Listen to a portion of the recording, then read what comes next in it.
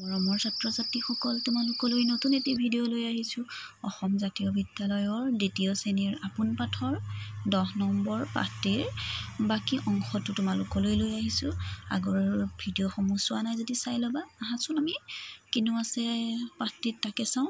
ইতিমধ্যে আমি নেউলক ৰক্ষা পাতি বামুণীয়ে কাপোৰ কানি ধুবলৈ গ'ল আৰু লগতে পানীও আনিবলৈ গৈছিলে নৈঘাটলৈ।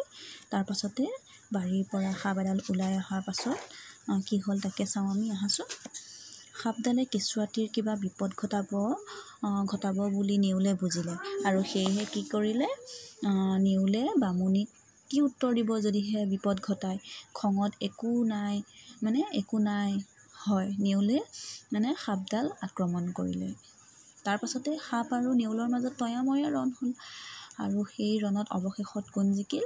নেউলৰ চোকা দাঁতৰ কামোৰত সাপডাল মৰি থাকিল আৰু নেউল জিকিল। সাপডালৰ তেজ নেউলৰ গাতো লাগিল। তেনেতে নেউলে দেখিলে বামুণীয়ে কাম সামৰি ঘৰৰ ফালে আহিছে। নেউলে সাপডাল মাৰি কেঁচুৱাকণক যে ৰক্ষা কৰাৰ কথাটো বামুণীক ক'বলৈ বুলি নঙলা মুখলৈকে আগবাঢ়ি গ'ল। বামুণীয়ে গাত তেজ লাগি থকা দেখি নেউলটো দেখি ভাবিলে যে নেউলে কেঁচুৱাটিক কামুৰিলে। নেউলৰ গাত নিশ্চয় সেয়া কেঁচুৱাকণৰ তেজ। খঙতে একো নাই হৈ নাভাবি কি কৰিলে, বামুণীয়ে হাতত এটা থকা পানীৰে ভৰ্তি কলহটো নেউলৰ গালৈ মাৰি পঠিয়ালে আৰু নেউলটোৰ গাত কলহটো পৰি গ'ল।